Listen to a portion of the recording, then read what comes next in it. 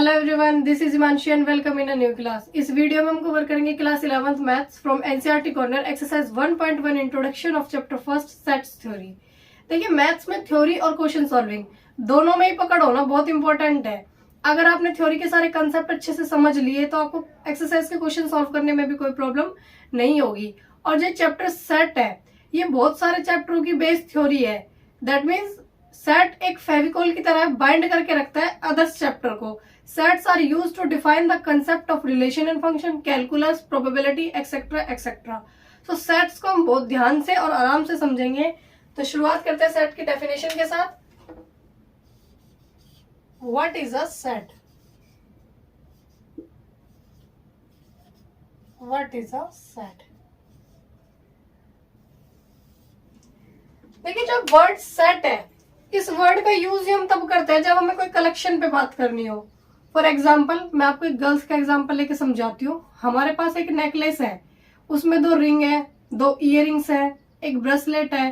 तो ज्वेलरी के सारे पार्ट्स का कलेक्शन मिलकर क्या बन जाता है? एक सेट बन जाता है। वैसे ही मैथ्स में हम सेट को कैसे डिफाइन करेंगे? Set is a well defined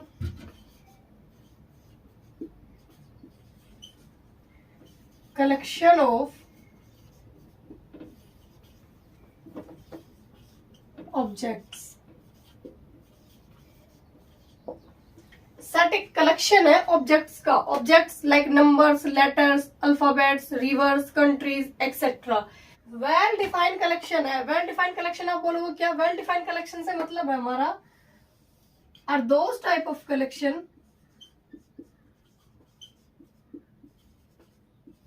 should not change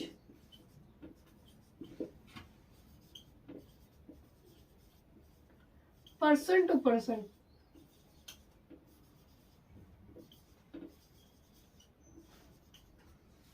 एक ऐसा कलेक्शन जो कभी भी पर्सन टू पर्सन चेंज नहीं होता उसे हम बोलते हैं well defined collection. Set is a well defined collection of object. For example,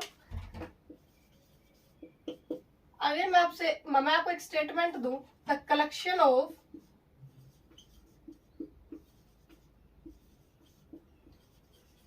all difficult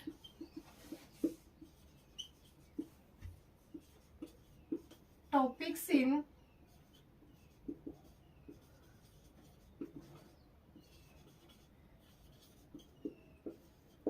mathematics. तो एक बच्चा है क्लास में, सोनू जिसका नाम है, वो बोल देगा कि भाई मैथ्स में ट्रिगोनोमेट्री का जो टॉपिक है वो डिफिकल्ट है, और वो बोल देगा कि भाई ज्योमेट्री का भी डिफिकल्ट है, या फिर वो बोल देगा कैलकुलस डिफिकल्ट है। अब एक दूसरा बच्चा है, सपोज उसका नाम मोनू है, वो बोल देगा कि भाई प्रोबेबिलिटी डिफिकल्ट है, या फिर वो बोल देगा कि भाई अलजेब्रा डिफिकल्ट है, या फिर वो बोल देगा कि भाई मैट्रिक्स डिफिकल्ट है। दैट मीन्स ये collection person to person change हो रहा है। ये एक पर्सन से दूसरे पर्सन के जाने पर क्या हो रहा है? ये कलेक्शन चेंज हो रहा है। तो ये एक वेल डिफाइंड कलेक्शन नहीं है, इसे हम एक सेट नहीं बोल सकते। ये हमारा वेल डिफाइंड कलेक्शन नहीं है तो हमारा सेट भी नहीं है। एक दूसरा एग्जांपल मैं आपको लेके समझाती हूँ जो अच्छे से समझ में आएगा फिर आपको। The collection of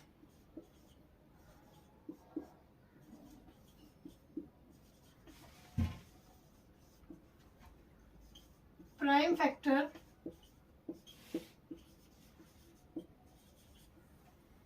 of 210। 210 के प्राइम फैक्टर्स क्या है? क्या होता है 210 के प्राइम फैक्टर्स?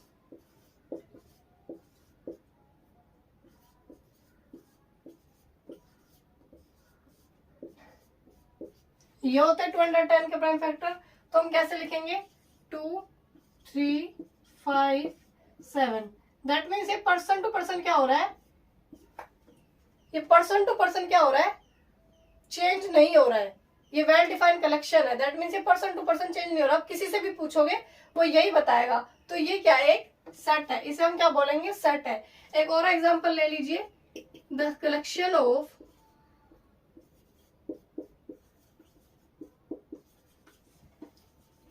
ऑल फैक्टर्स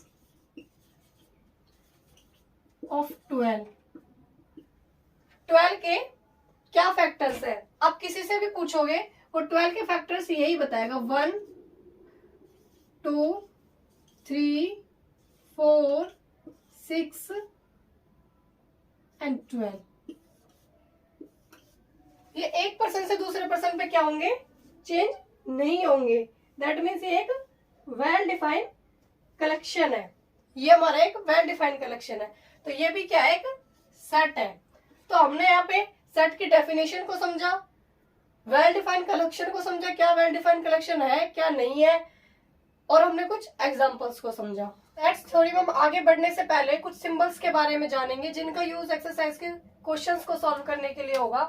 तो सबसे पहले हम देखते हैं ग्रीक लैंग्वेज का एक सिंबल है जिसे हम बोलते हैं इप्सिलॉन।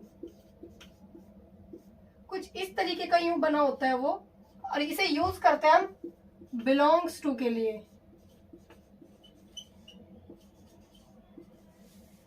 अगर इस सिंबल को हम यूं ऐसे लिख के और इसे ऐसे क्रॉस कर देते हैं तो ये हो जाता है बिलोंग्स टू। जैसे इक्वल के सिंबल को क्रॉस कर देते हैं वो हो जाता है नॉट इक्वल टू, सेम वैसे ही हो जाता है नॉट बिलोंग्स टू। ऐसे होता है, ऐसे उल्टा ये करके कुछ बनाया जाता है यूं, इसे इसका यूज होता है फॉर एवरी या फिर फॉर ऑल के लिए। वैसे ही एक उल्टा ही करके यूं कुछ इस तरीके से एक सिंबल बनाया जाता है, इसका यूज होता है देयर एग्जिस्ट के लिए।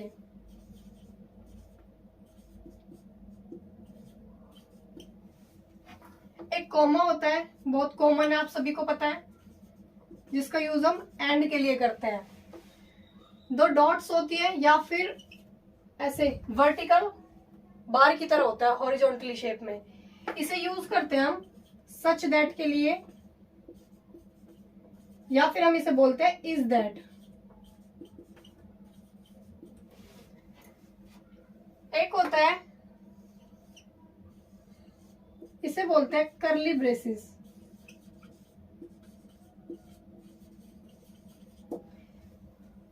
अब हम पढ़ेंगे रिप्रेजेंटेशन ऑफ सेट। सपोज हमारे पास कोई एक सेट है, उसे हम कैसे शो करेंगे, कैसे रिप्रेजेंट करेंगे। उसे हम दो तरीकों से रिप्रेजेंट कर सकते हैं। First is roster form,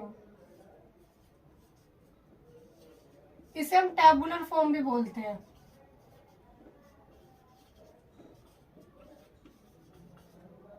second is set builder form, इसे हम प्रॉपर्टी फॉर्म भी बोल देते हैं, और इसे रूल मेथड फॉर्म भी बोला जा सकता है।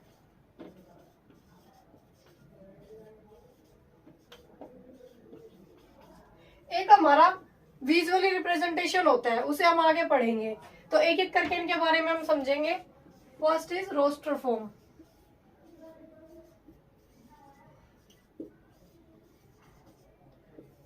रोस्टर फॉर्म क्या होती है, सेट को हम रोस्टर फॉर्म में कैसे रिप्रेजेंट करते हैं। In roster form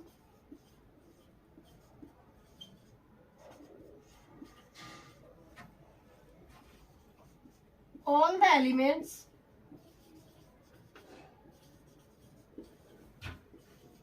of a set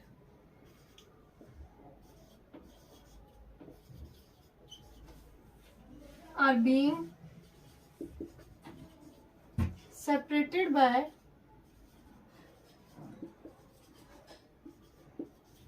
commas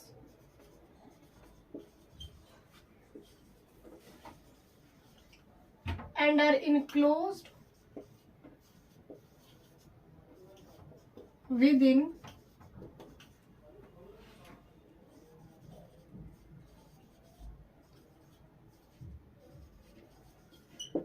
curly braces. Roster form में हम सेट्स के एलिमेंट्स, सभी एलिमेंट्स को सेपरेट करेंगे कॉमास से और उन्हें क्लोज कर देंगे कर्ली ब्रैकेट्स के अंदर। फॉर एग्जाम्पल, आपके पास एक स्टेटमेंट गिवन है, the collection of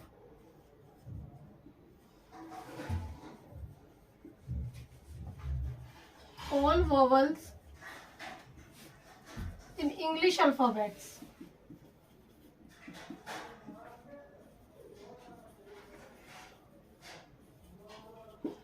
English alphabets के सभी वॉवल्स को बताएं। तो क्या करेंगे हम रोस्टर फॉर्म में इस स्टेटमेंट को हम कैसे रिप्रेजेंट करेंगे? सबसे पहले हम एलिमेंट्स लिखेंगे। एलिमेंट्स क्या है हमारे, क्या वॉवल्स होते हैं इंग्लिश अल्फाबेट्स में? ए, ई, आई, ओ, यू। इन्हें कॉमा से सेपरेट करेंगे और कर्ली ब्रेसेस के अंदर क्लोज कर देंगे। ये क्या बन गया हमारा? एक सेट बन गया। और इस सेट को एक नाम दे देंगे कैपिटल ए। कैपिटल ए से क्या करेंगे हम? डिनोट करेंगे। तो ये क्या बन गई? एक सेट बन गई, representation of roster form. Roster form में हम सेट को ऐसे रिप्रेजेंट करते हैं। तो इसमें कुछ इंपॉर्टेंट पॉइंट्स है, वो क्या है? इसे बोलेंगे हम नेम ऑफ सेट।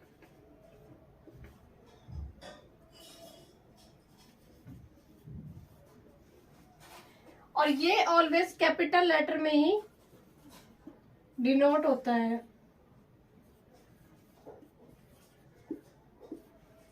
ये हमारे कर्ली ब्रेसेस हैं।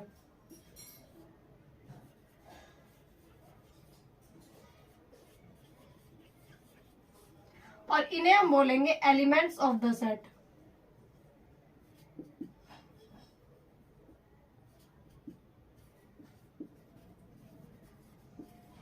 या हम इन्हें मेंबर्स ऑफ द सेट भी बोल सकते हैं, या फिर इन्हें हम नंबर्स भी बोल सकते हैं, नंबर ऑफ द सेट। ये हमारा रोस्टर फॉर्म में सेट को रिप्रेजेंट करने का तरीका है। इसमें कुछ और इंपॉर्टेंट पॉइंट है। वो पॉइंट्स क्या क्या है? First is the arrangement of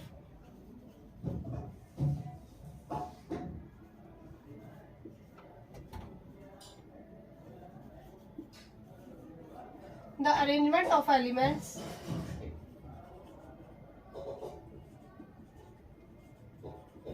in the set does not matter। जो अरेंजमेंट है एलिमेंट्स का वो मैटर नहीं करता। फॉर एग्जाम्पल, अगर आपको एग्जाम्पल अभी बताया था vowel alphabets in English, vowels in English, तो हमने लिखे थे ए, ई, आई, ओ, यू। इन्हें हम ऐसे भी लिख सकते हैं ई, आई, यू, ओ, ए। इनका अरेंजमेंट मैटर नहीं करता। इन्हें हम इस फॉर्म में भी लिख सकते हैं। ये भी हमारा एक सेट ही है, इससे इस पे कोई सेट्स पे कोई फर्क नहीं पड़ेगा। तो फर्स्ट इंपॉर्टेंट पॉइंट यही है, the arrangement of the element in the set does not matter. Second point है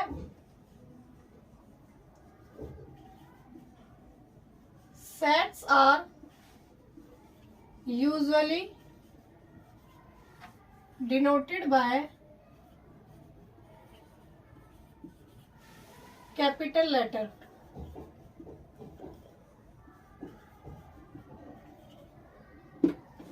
जो हमारा सेट्स है, जो हमारा नेम ऑफ द सेट है, सेट की जब हम नेमिंग करते थे, नेम ऑफ द सेट है जो हमारा, इसे हम ऑलवेज कैपिटल लेटर से ही डिनोट करेंगे। जैसे A, B, C, X, Y, Z etcetera. Second important point है ये हमारा। Third is the elements of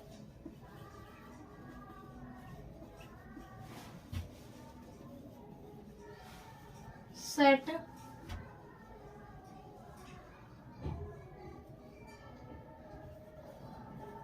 are represented by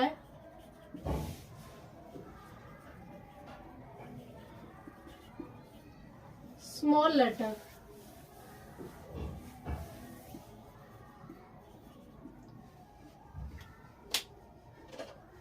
जो हमारे एलिमेंट्स है सेट्स के, वो ऑलवेज क्या होंगे?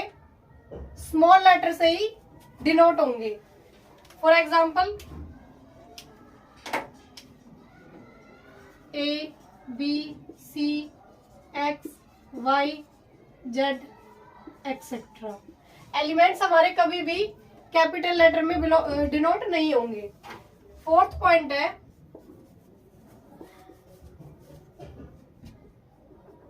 द एलिमेंट्स ऑफ सेट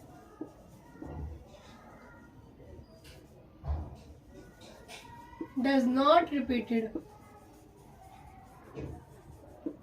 जो हमारे एलिमेंट्स है सेट के वो कभी भी रिपीट नहीं होंगे। फॉर एग्जाम्पल अगर मैं आपसे कहूं the collection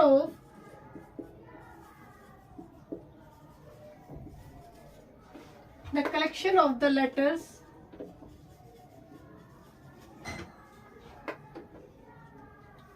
forming the word school।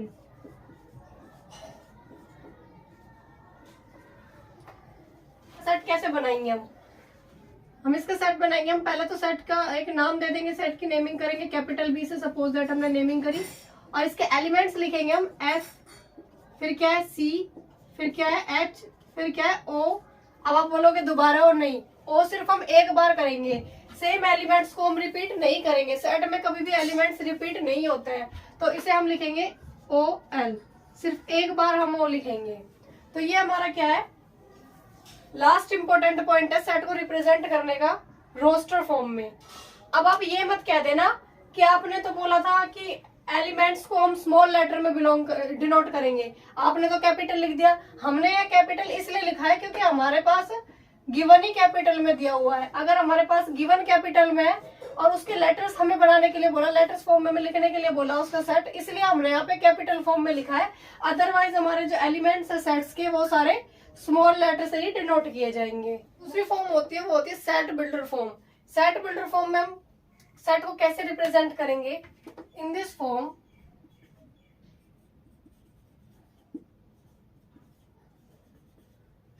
all the elements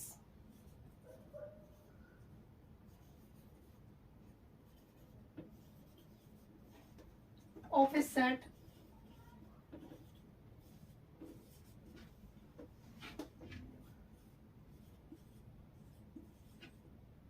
possess a single common property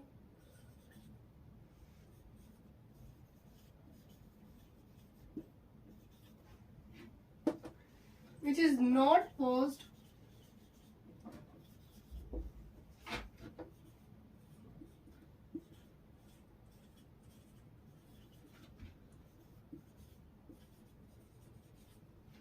by any elements outside the set।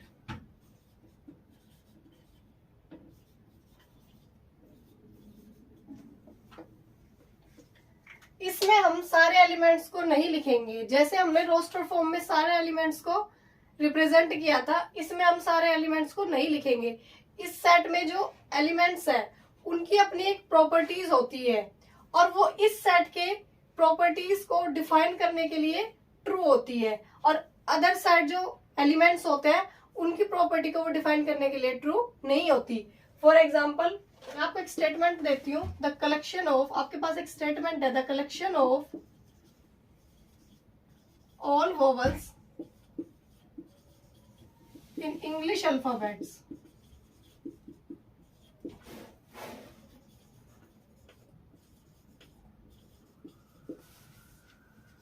English alphabets के वोवल्स क्या है, ए, ई, आई, ओ, यू। तो इन्हें हम सेट बिल्डर फॉर्म में कैसे रिप्रेजेंट करेंगे, सेट रोस्टर फॉर्म की तरह। हम पहले सेट को एक नाम देंगे, नेमिंग करेंगे सेट की, कैपिटल ए हमने लिख दिया। तो इसमें जो एलिमेंट्स है उसके लिए हमें एक वेरिएबल चाहिए होगा उसको रिप्रेजेंट करने के लिए। क्या एक्स एक हमारे पास वेरिएबल है, एक्स वेरिएबल है हमारा, और एक्स क्या है, x is all vowels in English alphabet.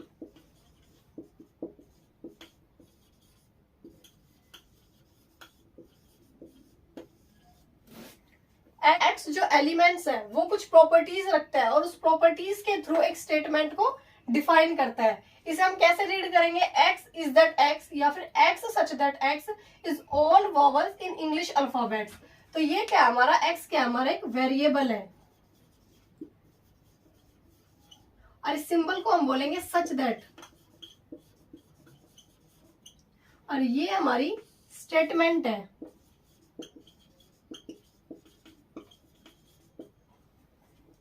ये आप सभी को पता है कर्ली ब्रेसेस है, और ये हमारा नेम ऑफ द सेट है जो ऑलवेज कैपिटल लेटर में ही रिप्रेजेंट किया जाएगा। अब एक आता है विजुअली रिप्रेजेंटेशन।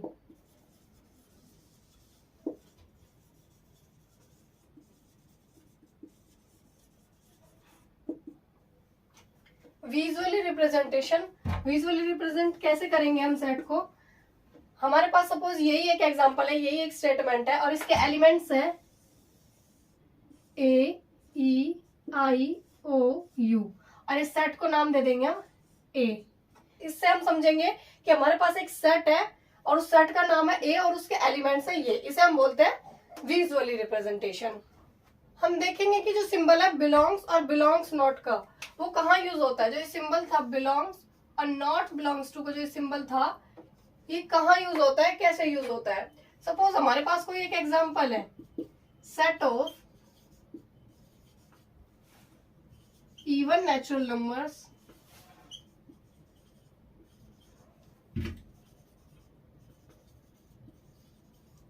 Less than 10। तो क्या हमारे 10 से छोटे even numbers, even natural numbers क्या होते हैं हमारे, तो हम लिख देंगे 2 4 6 8। ये हमारे इवन नेचुरल नंबर है लेस देन 10। ये हमारा कोई एक सेट है। तो अब हम बोल दें कि हमारे पास एक एलिमेंट्स है, हम क्या बोल 4 है हमारे पास कोई एलिमेंट्स और वो मेंबर है ए सेट का। 4 is a member of set A. तो इसे हम कैसे रिप्रेजेंट करेंगे मैथ्स में? हम सिंपली लिखेंगे 4 बिलोंग्स टू कैपिटल ए। जो 4 है वो एक एलिमेंट है सेट ए का। वैसे ही अगर मैं आपसे कहूं 5, तो 5 क्या सेट ए में है? नहीं है। तो क्या क्या क्या लिखेंगे इसे? 5 is not a member of set A. तो इसे कैसे रिप्रेजेंट करेंगे? 5 not belongs to set A. 5 set A का मेंबर नहीं है। मैथ्स में कुछ सेट्स का यूज करने के लिए अपना एक पर्टिकुलर सिंबल होता है, अपना एक पर्टिकुलर नेम होता है। जैसे द सेट ऑफ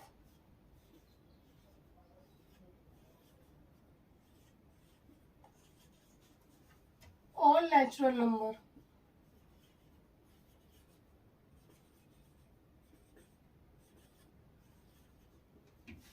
सेट में हम नेचुरल नंबर को रिप्रेजेंट करते टाइम किससे डिनोट करेंगे? कैपिटल एन से डिनोट करेंगे।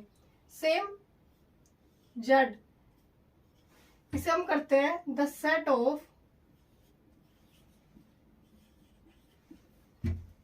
All integers.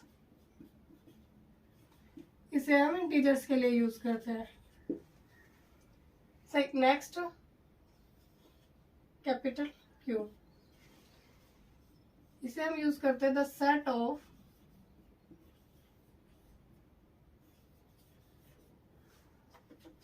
All rational numbers.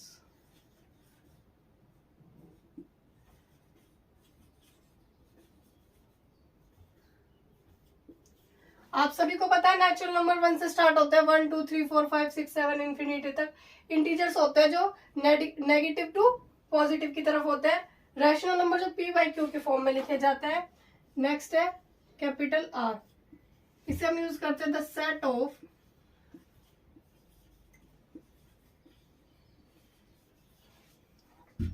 All real numbers.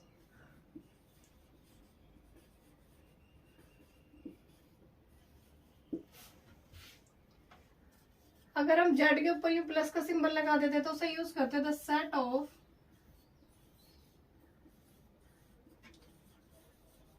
All positive integers.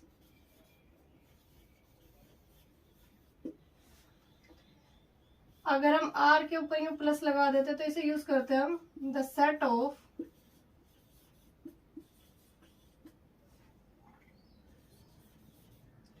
All positive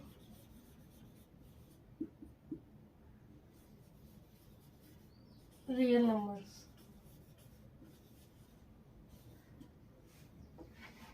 अगर हम क्यू के ऊपर इस तरह से यू प्लस का निशान लगा देते हैं तो ये हो जाता है हमारा the set of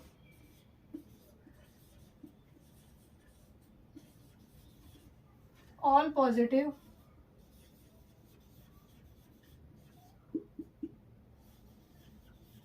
rational number.